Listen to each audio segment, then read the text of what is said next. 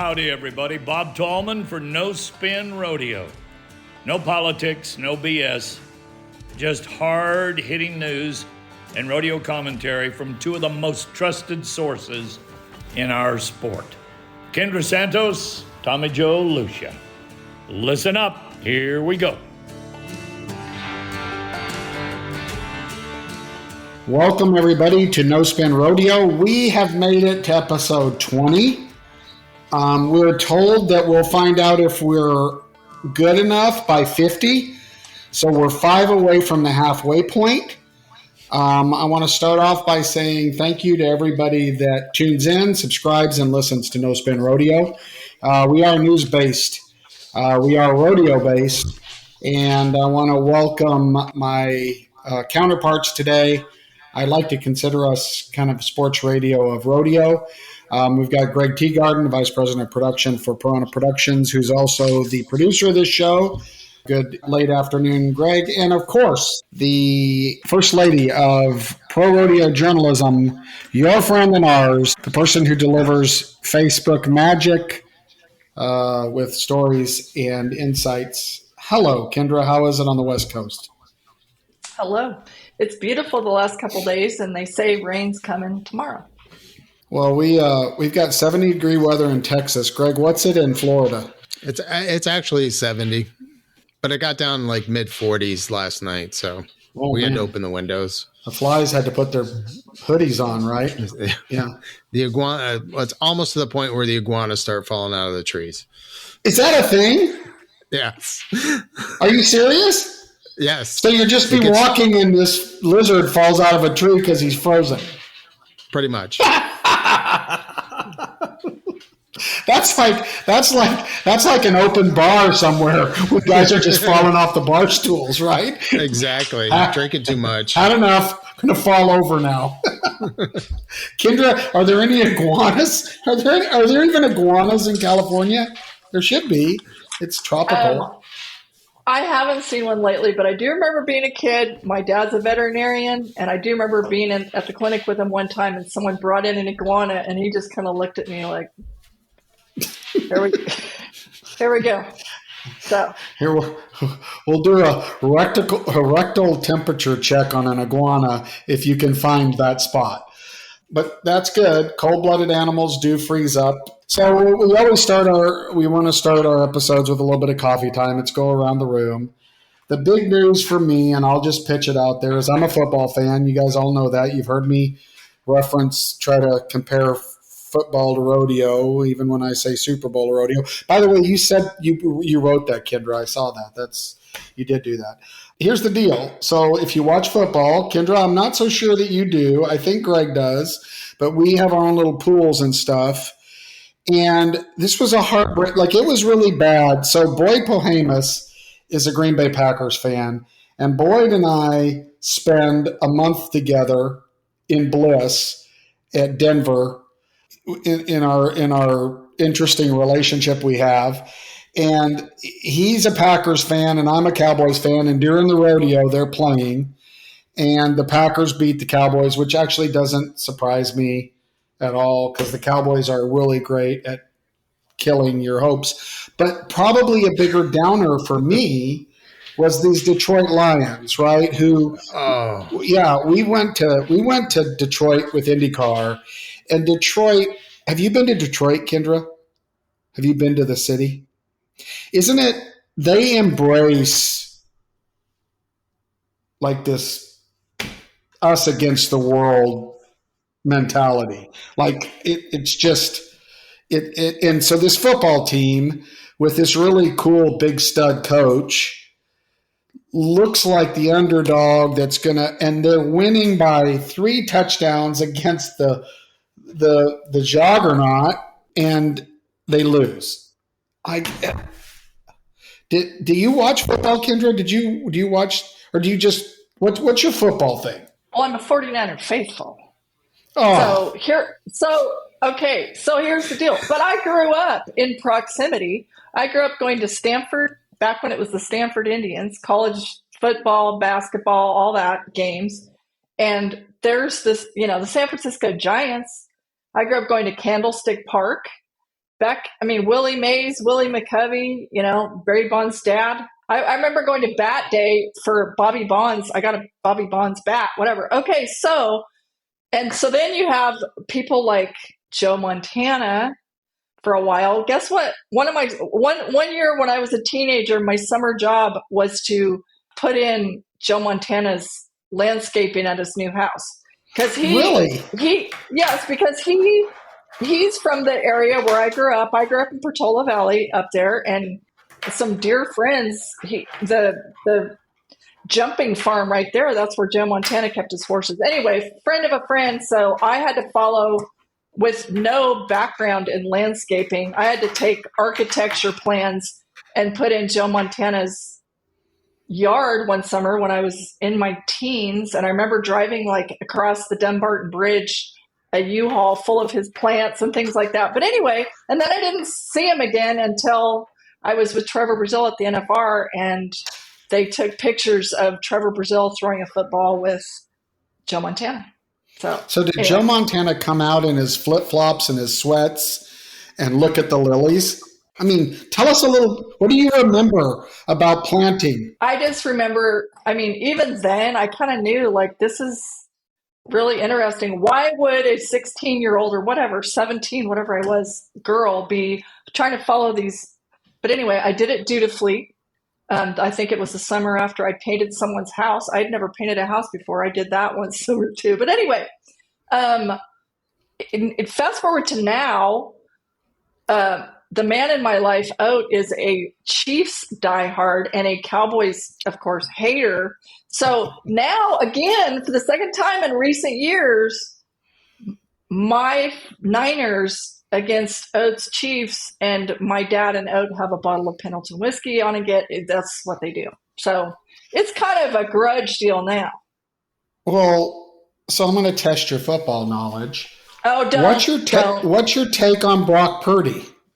Is he the real deal? Do you even know what position he plays? Are you serious? Are we going to get this? No, I'm the girl that was watching a rodeo. I recorded the game. And I'd like fast forward, and Oak calls me. He's like, "Did you see that?" I'm like, "No, I'm watching a rodeo." And so then he kind of blew the surprise for me. So I watched probably 8 total minutes of that last game because I had 2 rodeos recorded. And so there you have it. My priorities. Don't get deep into all the blah, blah, blah. Well, I'll tell you this. Everybody was surprised that the Lions, there was this love thing about, right, the Lions had never been to the Super Bowl, and everybody was shocked that, okay, they didn't go for it or whatever, like, or should they have kicked a field goal and all this kind of stuff. I don't know. And then, by the way, did you see all the social media banter? Is NFL football rigged? I saw a lot of that. They're like, there's no way this happens. They're like, Vegas controls football. Anyway, I'm like, Vegas control, Nah. Yeah, but there was stuff going around that said, because social, you don't know what you can believe when you just don't know what's real anymore, especially with AI. But it was like, oh, they've got purple and red in the logo. They already know that Baltimore is going to be there. And, when you see these guys flying through the air and catching a ball, I just don't believe that there's any way that that's rigged. However, so just so you know, the 49ers, to give them some due, you should know this. They have a white boy, a really great named Christian McCaffrey that, for a Caucasian male in a African-American dominated sport is a stud, just so you know. So you need to know that name if you live out there. McCaffrey's the real deal. Brock Purdy's their quarterback. Nobody really knows if he's great or everybody's around him great. And then you got you, Greg, with the Miami Dolphins, right? They look like they're going to be a real team. They haven't been a real team in how long? They always start off strong and then just at the end of the year just kind of give it up. I don't know how that happens. You're saying that to a Cowboys fan? I feel real sorry for you. Your team gives it up. Okay, well, enough football. But so we've got the Chiefs and San Francisco, and I'm going to let's do this. This will kind of be fun. Let's pick who we think's going to win. I'm going to go with the Chiefs. I think Mahomes Easy pick. is. You think that's easy? San Francisco's great. I know, but Mahomes seems to be able to pull anything when he's down. And by the way, my whole family of 49er faithfuls, they also they're pulling for the 49ers, but they also think that Mahomes will probably kick our ass. So, well, you know what I found interesting, and then we'll get off of coffee time, but I thought this was extremely interesting, and maybe Cowboys should do it. So Mahomes has a trainer, Kendra, that he goes to several times a week that's not in the football complex. It's his own person who works with him on how to contort his body and how to relax when he needs to relax when he's getting hit so he doesn't get injured. And in that game, he got hit low, right, by the knees. And if your feet are on the ground, it's probably going to literally blow a knee out. And Mahomes jumps in the air. So I just think this is phenomenal, and contorts his body so he doesn't get injured. And it's directly tied back to this trainer that has taught his body, right, taught him flexible moves so he doesn't get injured. And I think that is incredibly interesting, and that would be really great for a bareback rider if he got hung up. Or I'm being serious, that to learn how to move your body and not tense up so that you don't have a catastrophic injury. So, well, haven't you heard the deal? Like, I remember years ago hearing things like, sometimes a drunk driver will get out of a really bad wreck with fewer injuries than someone who tenses up because they're drunk and they're relaxed, and they sometimes, which is ironic, but I've heard and seen and read that for years, right? Learning how to relax. Yeah, when I was clowning, I actually was relieved when a bull rider got knocked out, right? It looked terrible for the crowd, but when they were knocked out, it was more likely than not always, that the injuries were less because they were out. So good point. Well, good coffee time. So Greg, you have Kansas City. Is that what you're saying? I've got. Yeah, Kansas I think City. I'm gonna go with Kansas City. And Kendra, you're sticking with the Niners, right? Yes, sir. All right. We'll see how it goes. All right, Kendra, lay some rodeo news. It's been a while. Lay some rodeo news on us.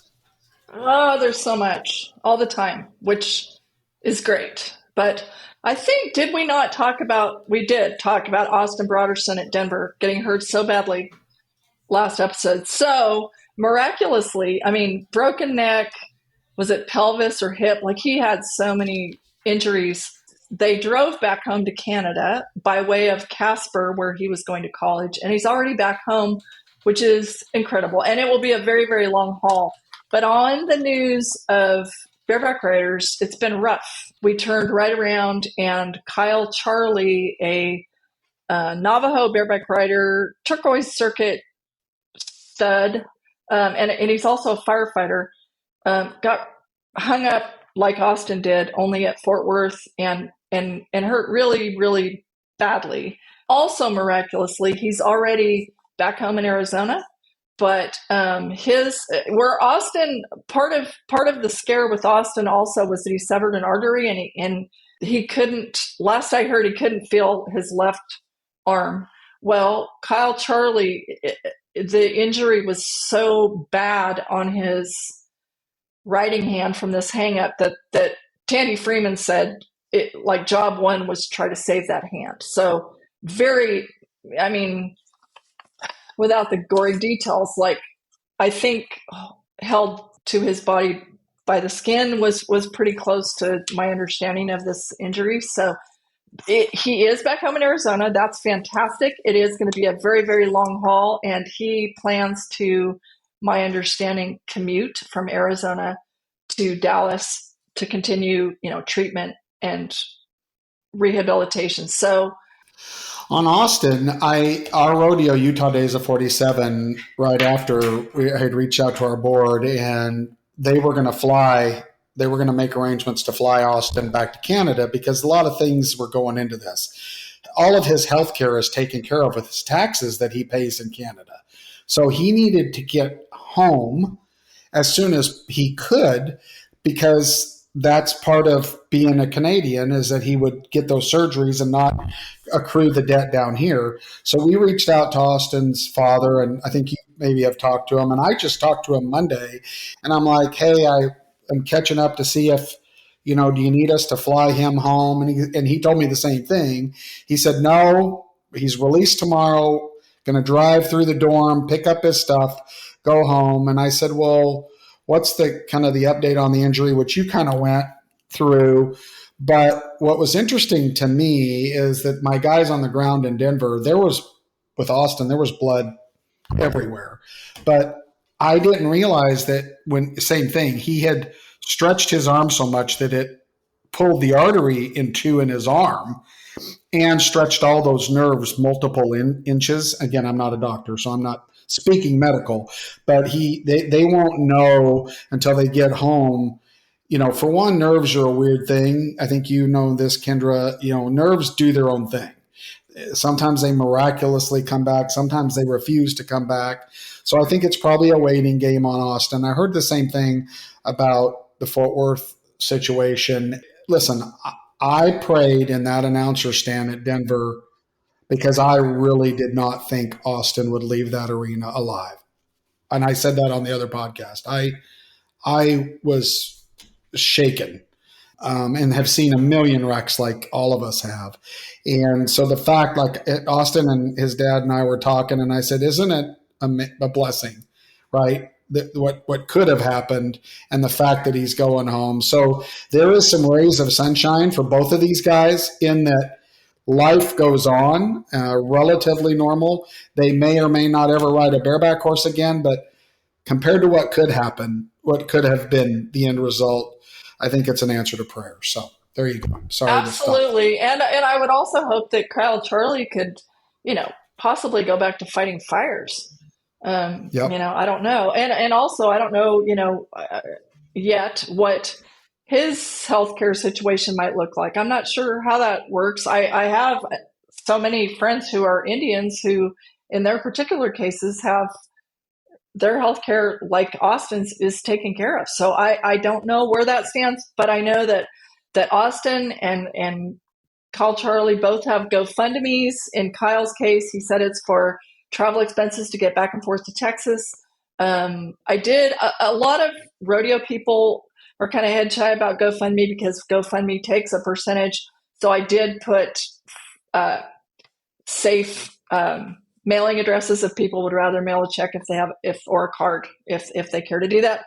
And on the subject of injuries, our newly crowned world champion Kai Hamilton, which we saw what he did about gutting it out at the finals with after getting KO'd in the arena. He dislocated at Denver his riding arm, which is his right arm shoulder, and that was the first time. And I know from having a brother who dislocated, I know from my own dislocating my knee, like the first time is always the worst. And getting him back in quickly is really important. He also then turned right around and got kicked in his right knee at Fort Worth at the Extreme Bowls. Tandy Freeman says that that knee of his right knee was already, quote, ACL deficient. And this time he's, sprained it and has his MCL is a little bit compromised from this getting kicked in Fort Worth. So, what's the play here? It's the old, is it I'm sure he is on speed dial with Tandy about whether this is a matter of playing with pain or compromising, being smart. So I don't know how you do that, right? I mean, it sounds like it dislocated again. What I understood, I could be wrong, is that he's going to go get it fixed. But you know what I thought was interesting on that, Kendra? It's a shame that the world champ got hurt. But there were two on that particular bracket. Hamilton was out, and so was Proctor. And Shane Proctor, we all know, is, he's been around. And I think he's fighting Father Time. And he may win or may not, but I think Shane's fighting Father Time. But both of those guys, I don't know if you heard the story, but they were out and an 18-year-old and a 19-year-old walk up and replaced them in that round, on the second round of that bracket.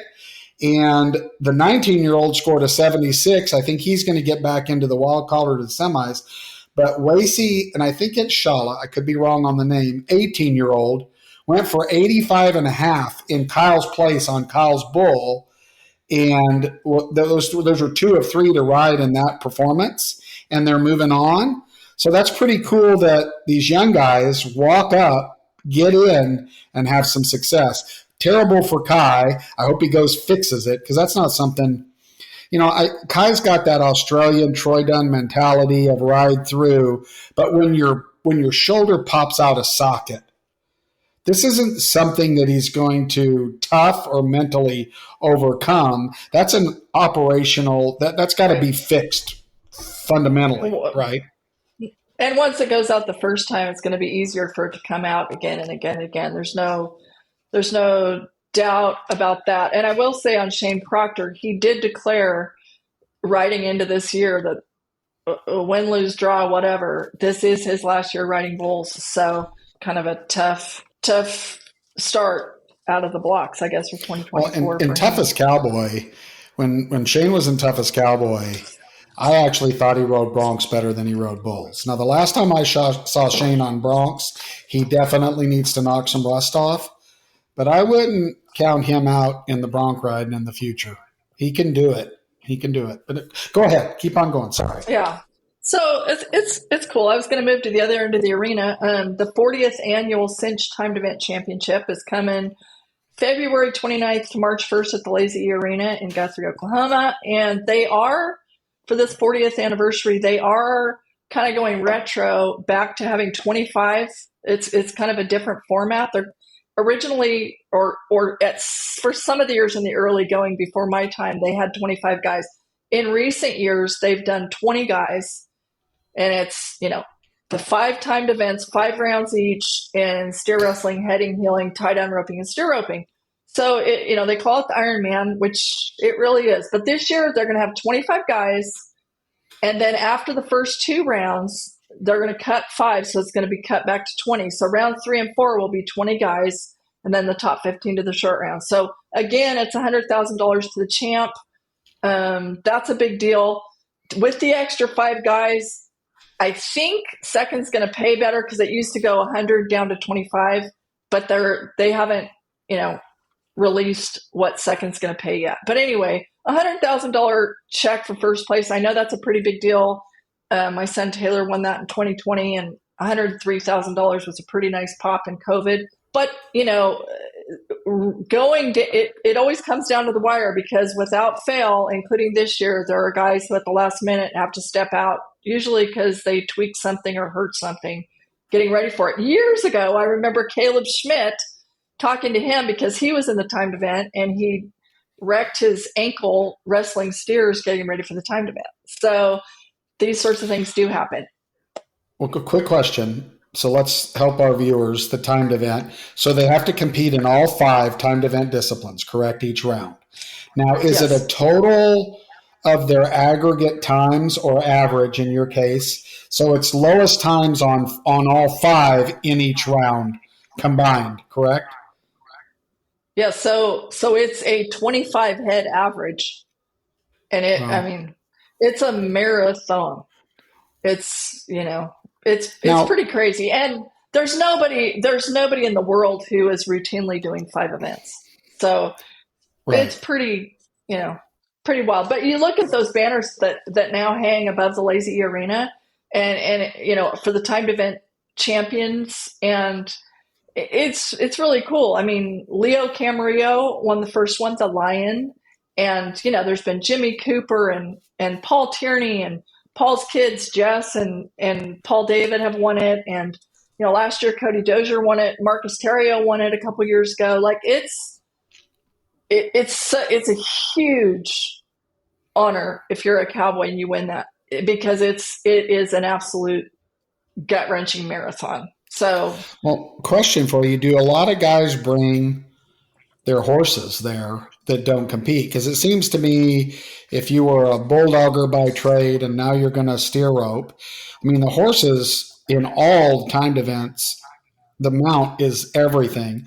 So do a lot of guys bring their horses and they're not competing and these guys get on them? Is that how they get through? I mean, besides the physical wear and tear, but is that how it works? Absolutely. Yes. Your help is vital, and that goes for humans and horses. And, again, no one is doing 5 events and no one has horses in 5 events. Virtually everyone is enlisting, okay, if you're my kid Taylor, he's got to figure out who's going to head for me, who's going to hill for me, who's going to haze for me. And when he went to his first one, he's fallen in love with steer roping. The first time he ever roped a steer was like the month before his first timed event. And somebody lends you a horse and you do it. Well, that ends up being what he loves to do. But no one's doing those 5, so it's pretty. Cool. It's wild. Like to get to see. A world champion, a Colby Lovell, okay, 2020 world champion header. Okay, he's ranching now, and he's sent his great roan horse Bartender out there with Caleb Driggers this year, which is pretty cool. But he, at 36 years old, he's like a ranch rodeo extraordinaire. He's in the timed event. It's really some of the most memorable. You want to watch. You get to watch Colby Lovell bulldog. I mean, it's pretty neat. Now, so is Trevor going? Is he done? No, I mean, Trevor's Trevor's done with that, and Trevor has just been dealing with a shoulder situation, and I don't know if that's supposed to be a secret, so I'll just kind of leave it at that. But he's the king of everything. But he's no longer, if Trevor doesn't think he's going to show up and win it, he's not going to do it. And he realizes the commitment and the level of preparation and all that. He's moved on, and he's, heavy into his horses now and the fraternities and all that. So, Gotcha. And so to stick with the Lazy E, there seems to be a lot with the Lazy E here. The 47th annual BFI, which moved from its longtime home in Reno to the Lazy E for COVID reasons when Reno got shut down in 2020. That's March 30th this year, and they're going to feature a 100% payback, which is, that's sort of unheard of. But BFI week, it's cool. It's booming. There's like something for everyone. There's an all-girl team roping. There's a breakaway roping. They've added steer roping this year. I'm pretty sure, I wouldn't bet my house on it, but I'm pretty darn sure that the Lazy E was originally built, at least in part, by the Gaylord family to host the National Final steer roping. Do you know? I think that's right. I remember Clem McSpadden used to call it the Taj Mahal, and that's where it was for a very long time. So my steer roping friends and son are pretty happy about that. Well, those people, BFI, we say BFI, but, it goes back to Bob Feist. And Bob Feist worked with me announcing PBRs. And so I think, we hear BFI, maybe some of the younger people listening to us. Bob Feist is a legend in the sport. I would consider him the most eligible bachelor forever. So there you go. They call him the Godfather. The Godfather, Guido, the Godfather of team roping. He founded the BFI. I'll say this. I don't know if it's been released yet or not, but on March 9th, Bob Feist is being inducted into the Reno Rodeo Hall of Fame. And if I'm not at the American, Fantastic. I will be there for the man who he paid me the first $50 of my career. So I will call him boss until one of us dies, because Polly Royal one year, we all go before the short round to Joanne Switzer's for tacos. And on her porch, I sit there and talk to Bob Feist. He's like, hey, you ought to write something for the paper. And by golly, I wrote something for the paper. He paid me $50, and that was it. I hope it was worth it. I hope he considers that $50 well spent. But before we leave the Lazy E, I would mention that having been at the Stampede at the E recently, the WCRA event, we do still have Stephanie Fryer, who's also kicking butt at Fort Worth in the early going on a different horse. Coming up in May, she will go to Corpus Christi, Rodeo Corpus Christi, on her horse Frank, and go for that Triple Crown rodeo, which comes with $1 million. So that's going to stay on everybody's. The last She's hurrah the last for the Triple Crown person that on this particular model for Triple Crown could win it. Yes. Correct. Yes. I hope she takes it. And I really do too. And she, I didn't realize it was reminding me, her dad was NFR steer wrestler, late NFR steer wrestler, Steve Fryer. And I did not connect those dots until Oat reminded me of that. But for people who remember Steve Fryer, anyway, okay, moving on, another Hall of Fame, the 2024 Bull Riding Hall of Fame. Inductions are May 18th, and the headliner has to be $7 million man J.B. Mooney. Other bull riders getting inducted this year, J.W. Hart, Pete Gay, Ricky Boland, who just retired from Resistol, and has been replaced by Devin Markham, who's married to my goddaughter, Shannon Jones, who is the granddaughter of John W. Jones, Sr., Hall of Fame steer wrestler, and Hall of Fame dad, John W. Jones, Jr. Anyway, I digress. Hold on. Sorry. Before you do that, do me a favor. Repeat those names again. Being inducted as bull riders this year into the Bull Riding Hall of Fame, we have J.B. Mooney, J.W. Hart, Pete Gay, Ricky Boland, Cody Lostro, Gene Lida, and Johnny Schneider. I know Johnny Schneider is an old timer. I don't know anything off the top of my head about Gene Lida. He's the only one that I'm not familiar with. Well, the first three, this is my random thinking. So you had Mooney, J.W. Hart, and Pete Gay. All I'm saying is I would love to have you wonder who would win an MMA fight between those three, because those three are dirty, tough humans. And I would put my money on Pete Gay, probably because I know Pete. If I had to pick who would win the MMA fight between those three, JB, you're awful tough. J-Dub, definitely tough. Pete Gay would whip their asses. Go ahead. Keep going.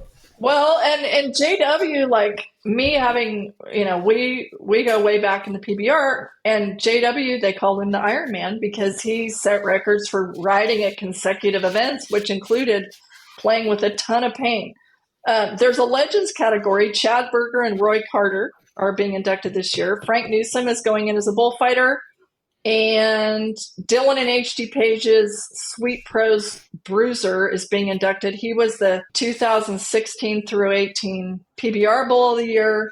I think he died 2 years ago, but he's going to be recognized. So, again, May 18th in Fort Worth, Texas, Bull Riding Hall of Fame, class of 2024.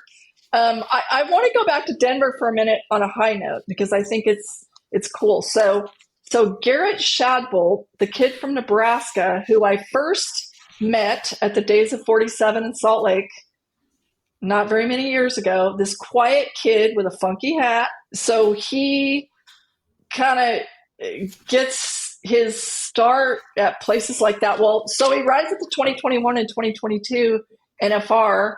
Fast forward to him just winning his second straight Denver bareback riding title. Very cool.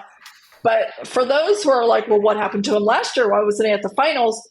He was on a tubing trip with his buddies on the Niobrara River in his native Nebraska, and he broke his leg. Like, I don't know. He stepped off something on the side or something of the river, stepped up, breaks his leg, and has to get a plate and 8 screws. Anyway, it was a long road back for Shadbolt, but it's nice to see him back. And a second straight win at Denver is very cool, and it's good to see him back in the top 5. And he's doing good in Fort Worth. Before we leave Denver, and you know me, I'm not the timed event guy in this threesome here, but I've got to say one of the coolest things I've seen in a long time at Denver, that was Tanner and the tie down roping. So, we go through a ton of runs, right? 30 something or whatever performances. But So I think he drew him. If he didn't draw him, someone else did.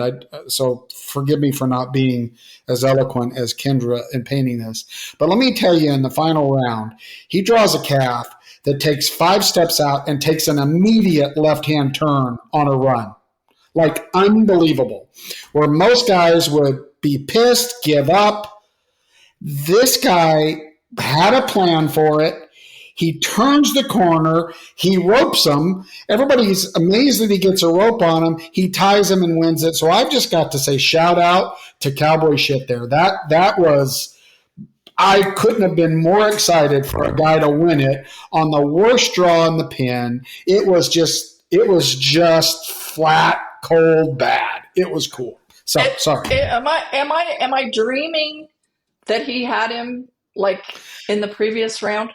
I think he had that same calf. I do think he had the same calf, and he almost got it on him. But, the mental preparation, this just says something about what I really respect, and that is, oh, woe me, I got the worst calf, da-da. Or you approach it like he does. I'm going to win this on this animal and come up with a plan. It was just stone cold cool. It was just so cool. My favorite part. Well, and I think it's kind of an interesting note for people who don't understand, because usually you can't draw the same animal at the same rodeo. But when we get into these different formats of tournaments and stuff, as far as the draw is concerned, it's considered like a separate rodeo, right? I remember that from the playoffs when the playoffs to the NFR were at Salinas it was in September that year, I think because of COVID. But it's good news and bad news. If you draw a shitter, you have to have him again. When you're like, oh, I got past him once and now, but you might get him again. But anyway, that is interesting. And also for those who don't already know it, Tanner Green is, of course, the grandson of the great Phil Line, who was it 1971 that he won the calf roping and the bull riding at the NFR, the same year that Ace Berry won the team roping and the bareback riding at the NFR, which is outrageous. And the fact that it happened, at the same rodeo, that's just something that may never happen again. So, and both of them at 2 different ends of the arena, super, super cool. So, okay, so we mentioned that March 9th is the Reno Rodeo Hall of Fame inductions. It's also the 2024 American at Globe Life Field, which was home to the 2020 NFR, kind of saved the day for the NFR when Vegas shut down in 2020. So the last 3 weeks, I've been following this real closely. So the road to the American in 2024. So it started out at our South Point, our second home, South Point that we love in Vegas, the West Regionals. And then it went to Oklahoma City for the Central Regionals, which was held at Jim Norick Arena, which for a lot of years was where they had the NFR.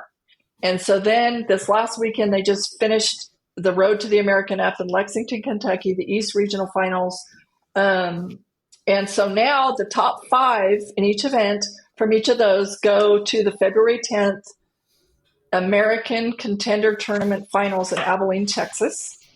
And then, when they end up getting to Globe Life, these contender types, which can be kids, which can be men in the barrel race, all the stories are so cool. And then they meet up with the top 5 from the 2023 world standings. So, the American is kind of the melting pot of rodeo. And they did just announce the music last year. I just wrote a story for the AQHA about Cody Johnson, who was the star at the American last year. And that guy's so freaking cool. I mean, he's like a legit cowboy. But this year they did just announce that Post Malone, Luke Bryan, and Aaron Watson will be the music at the American Western Weekend this year. And I will also say, last year I didn't know what to expect for the American Performance Horseman, which is March 8th this year. That was really, really, really cool. And it's like cutting, raining. Are you giving me a funny look? I mean, it was so cool. Like, these horses are out of this world. Like, it was, and there were men, there were women, they had teams. It was super cool. And my neighbor, Morgan Cromer, is going to be cutting there this year. she's badass, and she helped my kids with their cutting when they were in high school rodeo. But it's Sarah Dawson was the big champ last year. She's also badass, so it's really cool. Well, a couple things on that. The American Horseman, I was working with the folks when they were originally putting that together. And the real key on that, shout out to Kaiser and Spraggins, because they do a phenomenal job in getting the ground, which is very critical in all three of those disciplines, right, of that horsemanship. Getting that ground to where they can compete at a high level in three different disciplines with three completely different needs for the ground. So these are things that you may not think about when you watch the horsemen, but that's pretty amazing that they were able to do it. And then the last thing, Post Malone, is that on the Saturday? Is that on the last day? Yes. Yeah. March 8th. I don't know. I don't, maybe I listen to Post Malone music, but I have seen a picture, and that guy's he's got a lot of things going on his face. Like, it looks like the Tennessee Atlas. He's got lots of designs and stuff. So that's an interesting marriage between Post Malone and rodeo, and so it's good to try new things. We'll see how that works. So you've got yes, and I was wondering a little bit also. I said that to one of my good friends who's part of the crew, and I'm like, okay, I'm not that familiar or that I know of. And she said, he's doing some country stuff, and I actually really like his music. So perhaps we should, keep an open mind. I'm sure I've got an open mind. I think it's cool. Yeah. There's room for a cowboy hat to be put on his face too. Let me think. And I have seen a picture of him with a cowboy hat on. It might not be shaped to your liking, but I mean, I think it sounds like he's doing some crossover music, and some of it's kind of cool. Greg, are you a Post Malone guy? I like Post Malone. We were trying to get him to Days of 47 last year as one of influencers, I guess is what what the marketing company called him. Oh, right. Okay. All right, on. All right. I think he lives in Utah. Can you sing a song? Do you know what's the song he sings, Greg? I can't think of one right now. You're going to put me on the spot. Okay. All right. I'm sure you've heard of him. I'm sure. You're probably like, oh yeah, I like that song. I know the name. So. I love the name. First name Post. That's cool. All right. Onward, Kendra. Okay, so onward. So, Rodeo Houston is going to have its inaugural Hall of Fame. This seems to definitely be a trend. We're seeing more and more of, big rodeos having their own Halls of Fame. So the inaugural class of 2024 for the Rodeo Houston Hall of Fame is Bob Tallman, Charmaine James, and Mike Serby. So another thing that I saw that's a first that I think is cool.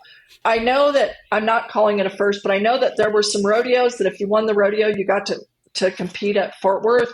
So this year, for the first time, the PRCA Permit Challenge winners from Vegas in December get to enter Houston.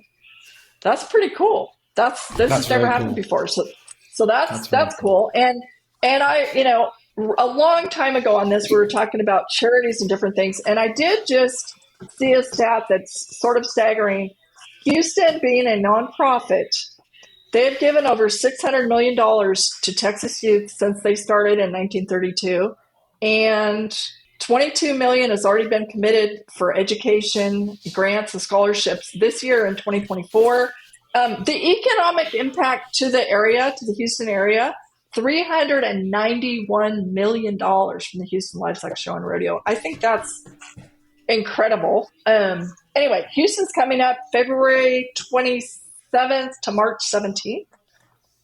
It's amazing how long some of these rodeos go. I feel like, doesn't Fort Worth go all the way to the February 3rd or something? It's the National Western went from the 2nd to the 21st. It's a long run. And you know what? It's good about it is that I noticed at the National Western, a lot of people get their shot, right? And if they take advantage of it, it can be their kickstart. And I'm glad to see Houston's, putting the young blood in there. That's what this sport needs. We need to give opportunities to people that need it. So there you have it. So before the last thing that I was going to talk about is the retirement of a great horse. Greg, did you want to interject with a little feedback before we? Because I don't see us shutting down on the next thing we talk about very Well, easily. before we start that, I just got some quick off the wall news that I think's cool. They at Red Bluff, they've got a bull sale and stuff. I read that they do a stock dog show in Red Bluff. I don't know if you've ever been to it, Kendra. The number one stock dog named Louis brought $50,000. That to me is. Did I hear correctly? Who bought him? Well, I only know who bought second place. I don't know who bought the $50,000 dog. Now, the second place dog brought 21 grand, and Legacy Pro Rodeo bought that dog. But do you know who bought the $50,000 dog? Well, then maybe whoever told me about it on Sunday had their wires crossed, because I thought that they said Growney on behalf of Legacy Pro Rodeo bought the high dog, but maybe they were wrong. Maybe it's the second one. I think they bought the second one. Now, I could have my facts wrong because this is kind of flying over. But $50,000 for a dog is cool. Stock dogs for these guys is cool. So, again, I thought that was interesting, right? You don't think that a stock dog could bring that kind of money, and that's really cool. So I'm sorry, Greg. What do you got for feedback? Well, I guess we could finish up the National Western because we got some feedback about that. They said, I really liked your podcast. It's the only one that delivers inside information. And then they said, Tommy Joe, I feel compelled to share my feelings about the National Western. It's my least favorite rodeo of the year. My favorite event is Saddle Bronc. The variant of horses, even in the championship round, was amazing. The stock in normal rounds was an embarrassment to the National Western and the Surveys, and it happens year after year. It is disrespectful to the top hands. I grant you it works for the beginners. It amazes me how you guys get the top guys to show up. I didn't notice several top cowboys that didn't show up. Good for them. Well, I'll take the first run at this. I don't disagree with that feedback, but I think there's several things going on. There were some big names that didn't show up at the National Western, and there could be a variety of reasons why that. Stock could be one of them. Here's the thing that if you're doing insider kind of behind the plate stuff, you've got this now tournament rodeo, which I think is fantastic for fans, where they're bracketed. You move on, you move on, you move on. So that's really cool, but they haven't really changed the backside. So in a lot of these rodeos, you have a primary stock contractor. It happens to be Binion. I like Binion. And so here's how it works. Binion gets hired by the National Western and paid to bring all the stock. Okay?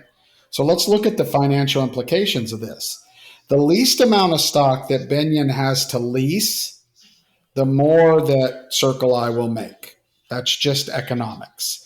And so what you notice is that Binion the Surveys have got some talented top-end horses. The Volds had talented horses there.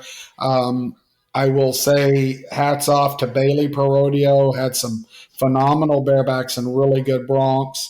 But the shining one for me was, to talk about Growney, is Legacy, who bought Barty. There were some old Barty horses. Legacy's horses there were phenomenal. But back to my initial point. So if you're the primary stock contractor, the more of your horses that you can use, and bulls, right, in this situation, that is out money. So these people get paid, basically, you can divide it by the animals used. And at Days of 47, we pay on outs. And we have multiple stock contractors, and we pick the best. Well, so, if Survey bucks one of their horses and doesn't pay somebody, it makes money. And so I did notice, Survey's had some Z-brand horses, some younger horses in there that darn sure wanted to buck and maybe didn't know where their feet were. They're figuring it out. And I will say that if you look at that in bracket style, now, I will say this, they're giving them two head, right, Kendra? So you got two chances to draw the right animal, and the aggregate moves you forward. That's good. But in this bracket style format, If you've got 7 or 8 points different on a horse between the top end and the low, this is, I think, what's rubbing these fans the wrong way, is that you watch a set of 8 and there's, if you drew this horse and you can spur, you're probably not going to move on. And I think that has to be looked at in bracket play. Now, they do have aggregates. So, he could have drew, but some of these guys drew 2 horses middle of the pin. And when you're in the bareback riding and in the bronc riding, when these guys can spur like they ride like they ride, and they're that deep in cowboys, you will notice more than not that this guy didn't, if he had the right horse, he would have moved on. And remember, it's luck of the draw in this sport. It always has been. It will be forever. It is at the NFR. Not just if you don't get the one that you want, but if you get one that doesn't fit you. So it isn't all on Circle I. I think that the system has to be looked at a little bit. If you're going to play bracket play, I think you really have to ensure that it's not so much of a drawing contest. And I think that's what's rubbing these fans the wrong way. I don't disagree. There were horses in the pins that you couldn't win on. If you were a top guy and you drew that horse, you weren't going to outmark the other guy that can spur just as good as you that's on a 23, right, point horse. And so that's definitely true. And I think it's probably reflected in some of the guys are choosing not to come because they don't want to be involved in a drawing contest. So, Kendra, I don't know if you have any input on that particular feedback. I have a question. Did I hear correctly? Does Denver give some sort of an award for the best horses or something? Or did somebody told me this morning that, we just in December, we were pretty shocked that for the first time ever, Bold Rodeo Company didn't have any horses, didn't have any animals at the NFR. And then somebody told me today that Kirsten Bold's horses won. What is it that they won? Well, it's an award. And Greg, do you remember, because you probably built the graphics, I don't know if that was is that the Chuck Sylvester Award? Maybe? I don't remember if it was or not. So they have an award that goes to the stock contractor, and it's usually granted before the end rounds, and Vold's won it. And I don't know. I honestly don't know, Kendra. I don't know who decides that, if that's data-driven, if that's politics. I don't know. I did see Kirsten there. Great to see her. She had some really great horses there. Again, there were 2 or 3 horses there that if you look at them, you're like, how could they not go to the NFR? But she did win. They did win the stock contractor award, and I can't remember what it's named after. But yeah. Good for them, good for her. And it does make you kind of wonder, like, they didn't just find their groove to learn how to buck in a month from when they were not selected, right? I mean, so anyway. No, they got the bloodlines. They bucked. Now, but I will say the standout, in my opinion, was Legacy. They had their horses, and Bailey was a good honorable mention. And of course, Surveys were great, but Survey bucks a lot of horses there. So I'm not taking anything away, honestly, because Binion, don't text me. You had great horses there, but I would say for me, if just being a viewer at that other end of the arena, I was impressed with the amount of good horses Legacy Pro Rodeo. So there you have it. What other feedback you got? Do we have any more, Greg? Yeah, so we have a response to the news we broke last time about Ram Rodeo kind of pulling back a little bit in their sponsorship level. We heard from a committee person in the state of Kansas. They wanted to thank us for your content regarding Ram Rodeo. We cherish our relationship with Ram Rodeo. We were saddened to hear the news. Your podcast was timely, as we were told the day previous. Our committee has taken your advice and gotten to work filling the sponsorship hole. Fantastic. If you sit there, we talked about football, Greg. If you sit there and watch the desk at the football, the center logo was Ram trucks in their desk. So if you want to know where they've decided to put their money, I can bet that Ram logo in the middle of the playoff run in the middle desk might be where they redirected some money. Just saying. Maybe I'll see a Super Bowl commercial. If you guys want to give us some feedback, you can text us at 817-668-2395 or nospinfeedback@gmail. We'd love to hear from you guys. So, okay. So before we talk about something really cool that happened on Saturday night, I would like to go back to the fact that we had 2 horrific bareback riding wrecks. And I've got this buddy who I've never met this person, but he's an elderly old cowboy, and he seems like a really cool guy just from, Facebook and social media or whatever. But he's very heated on this subject. And it's something that I promised him when time permits, I guess I will look into it.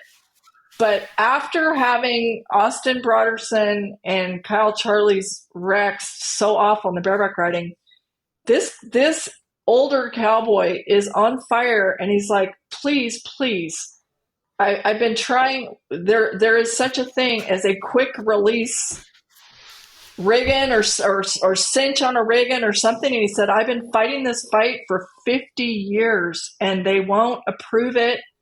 But it would have saved these kids, and it would be better for the cowboys and better for the horses. Do you know anything about that? Because I do not.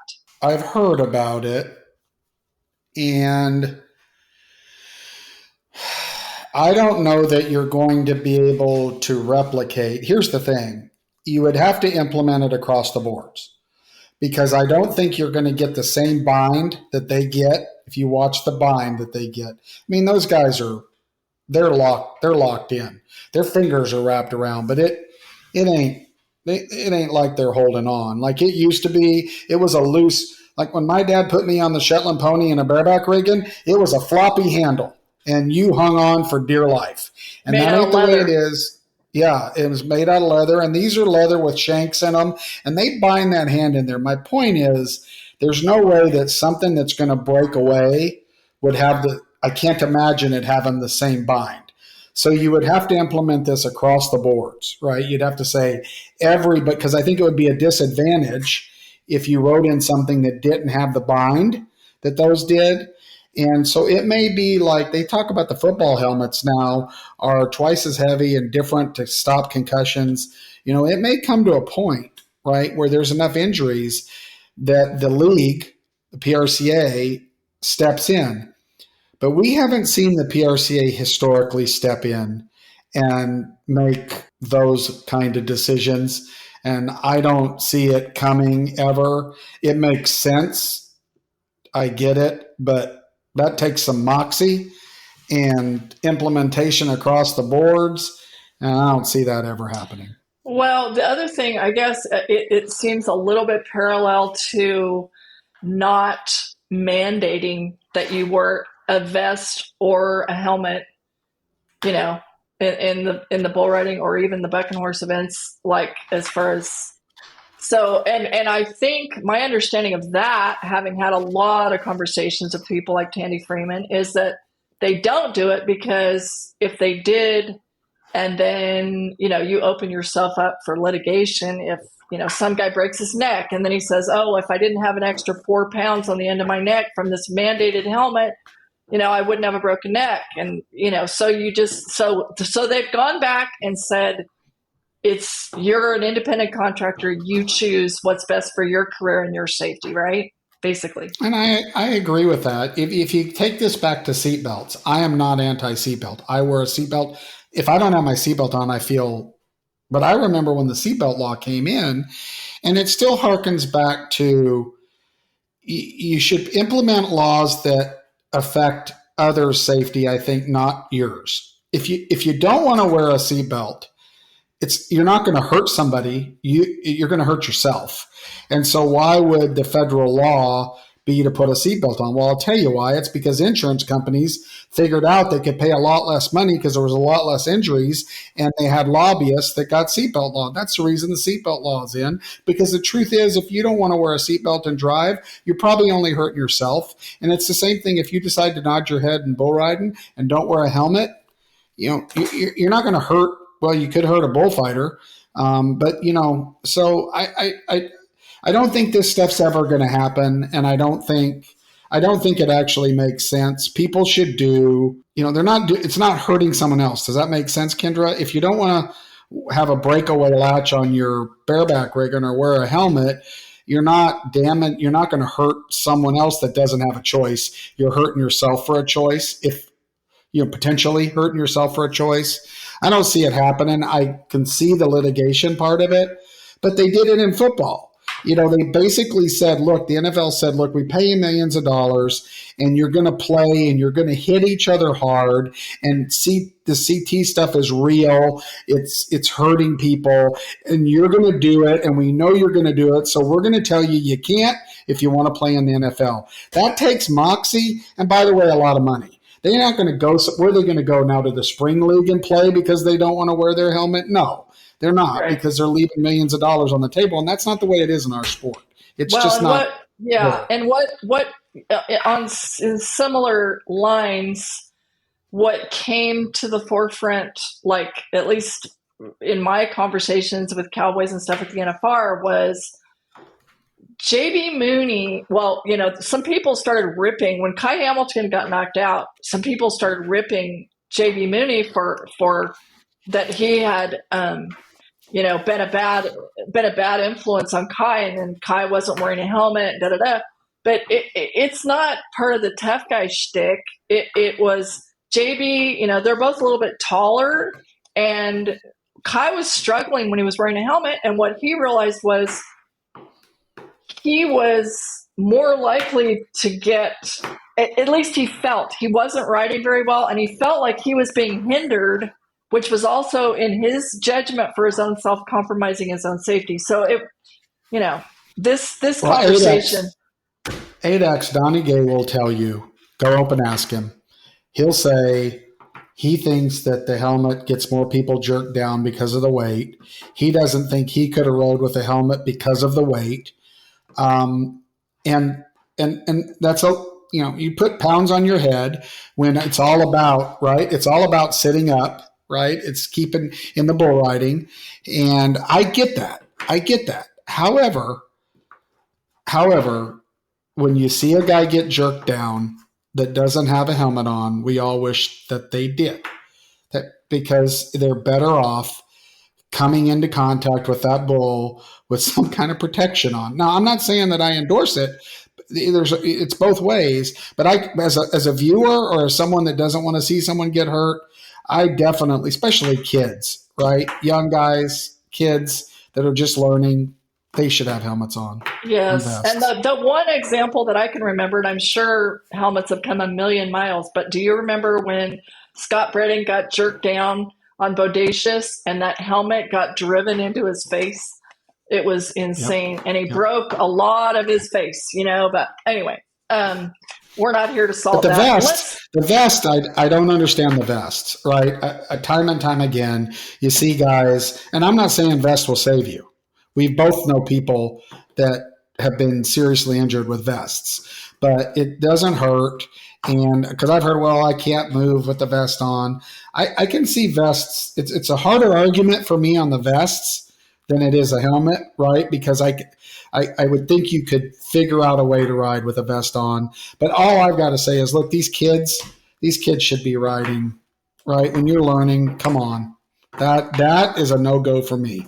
Hey, you're talking to a mom whose little boys rode with helmets when they were little kids, because I was like, one of them hit the dirt, and I'm like, I just need to protect his brain, one time. Exactly. He only hit the dirt one time, but I was like, people can laugh or whatever they want to do. But anyway, okay, so let's talk about Saturday night in Fort Worth. It was really a special. Rafter G Rodeo retired 105 Assault. Their buckskin pride and joy, the late, great Neil, Hall of Famer Neil Gay's last favorite horse. So it was really cool. And what a job they did with it. That horse had bucked at Fort Worth 19 straight years. I think they said 17 in the finals. That horse, including his last out was this year, January 20th. It was a week before the Saturday night was the 27th when they retired him. But the reigning college champ, Q McCorder from Cal Poly, had him, and it was 84 points on him in the bronc riding. But like, really cool that like Casey Field has won Fort Worth on him in the bareback riding, has won around on him at the NFR. But that's the horse that Richmond Champion became the first ever overnight Cowboy Millionaire we've ever seen, when 10 years ago when he won the American on Assault. And like, Richmond was like 105 Assault, the horse that changed my life. You know, that's really cool. And what I thought was so neat is that horse looks like $1 million. He's 23. There's no telling how much gas he's got left in the tank. But I thought it was so cool. The coolest moment for me was when, before they opened that gate, that horse walks over to Jim Gay and they just look each other. I mean, eye to eye.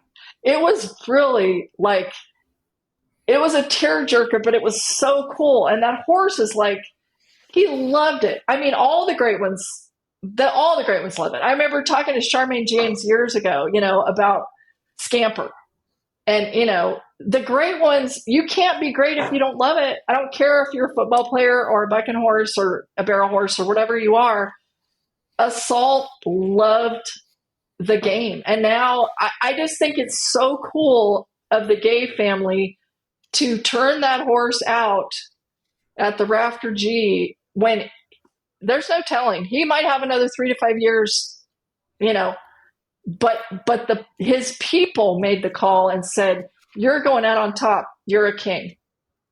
And I thought that was cool. So cool. Well, I was watching it and they cut away to Jim. And if you know Jim, I grew up with Jim at Mesquite. He was 3 or 4 years older than me, and we ran together and played together. And Jim, if you think Neil is stoic, Jim is, I mean, like borderline marble. Like he's just like, I've known Jim my whole life and I don't know whether he's going to punch me or shake my hand. You can't tell. And you could see, like I was sitting there going, come on, Jim, go ahead. Let one roll out of those eye ducts. It's worth it.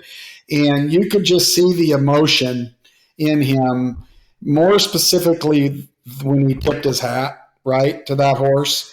You know that was, and his mom's there and dad's up there watching. And I agree with you. I think it's the right, you know, going out on top is honorable. And when the stock contractor decides that for them, and what a fantastic horse. I mean, that horse, everybody that's been around rodeo knows. And you're right. He looks fantastic and had fantastic trips. So hats off to Jim and the family. And, you know, Jim, it's okay to show a little emotion, you rugged old jerk.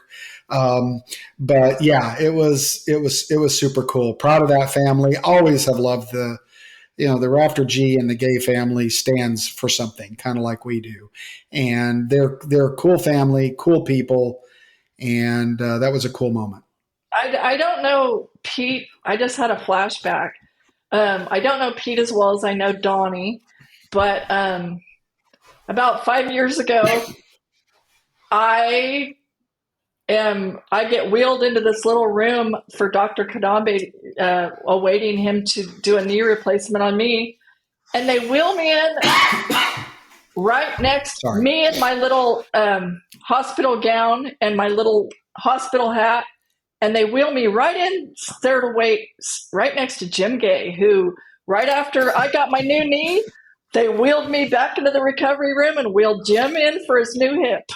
So anyway, that's my Jim Gay moment. We to meet up in hospital gowns. But I just thought that was a classy, really cool, you know, I mean, if it was all about money, I mean, that horse might be at the NFR again. He was at the NFR. He still had his NFR sticker on his butt, right? Like on his hip. Yeah. Like he just came from the NFR, you know, this is, and I think, you know, whether we're talking about horses or bulls or humans, like Caleb Schmidt is not out there full time. I'm sure we'll see him at the winter rodeos, but like Jade Corkill is not out there right now. Like whether or not, Jade comes back or not, I don't know yet or whatever, but like Caleb Schmidt, what's he got left? How many gold buckles could he, go on to win? But I think the going out on top thing, there's a lot to be said. And,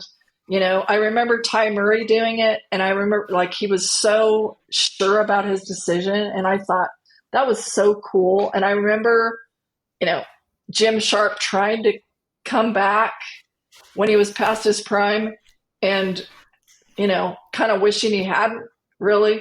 Yeah. The going out on top thing, it's hard to know where that line is, but if you can gauge it right, it's really a cool thing. Well, I think it has a lot to do in modern era with opportunities.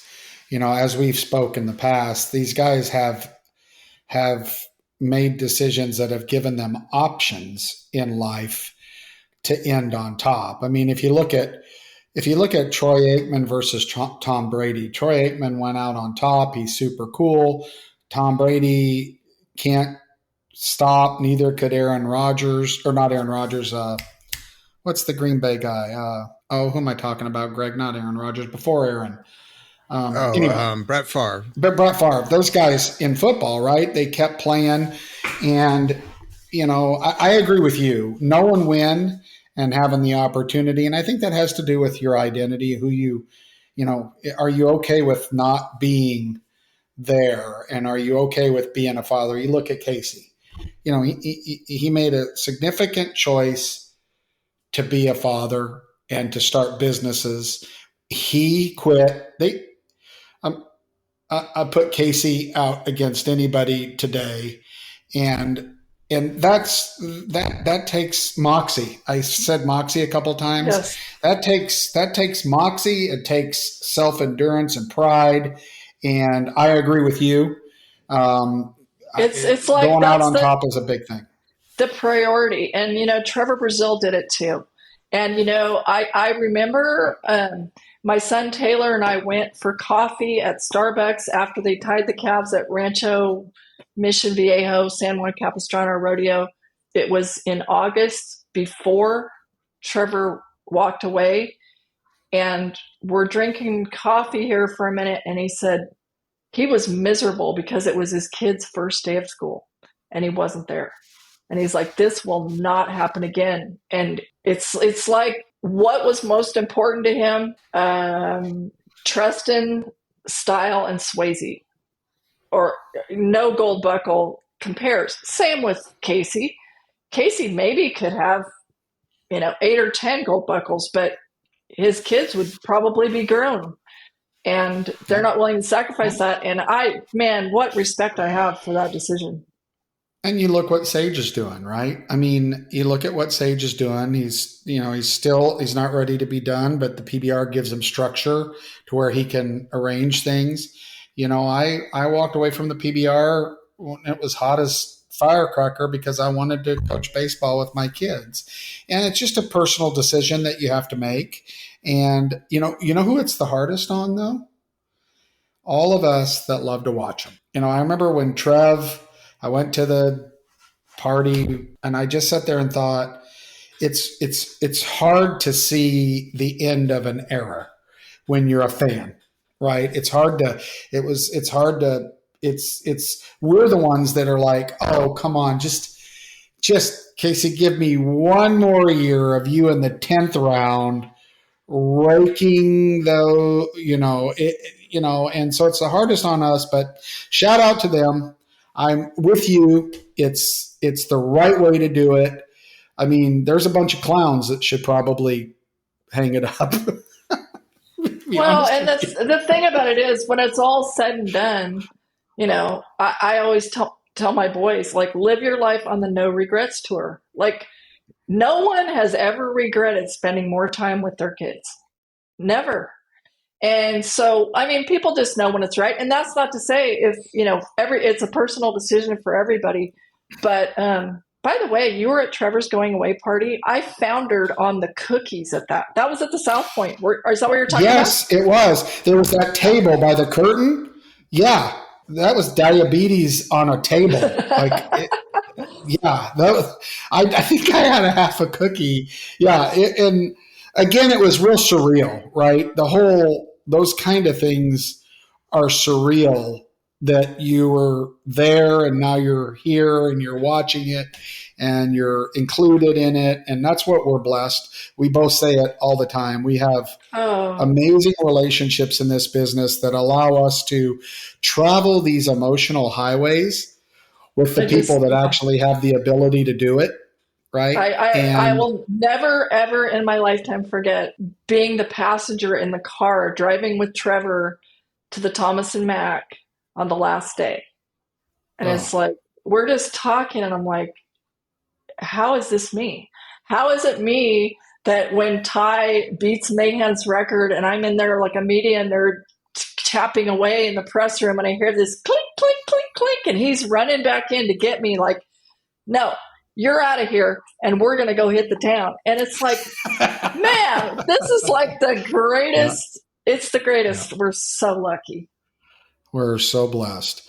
Well, I think that probably wraps it up for episode 20. We want to thank all of you very much for joining us. Please let us know your thoughts. Keep us tuned up. Send in the hard stuff. We're not scared of it. She's not scared of it. I'm not scared of it. You got something you want to say, bring it on.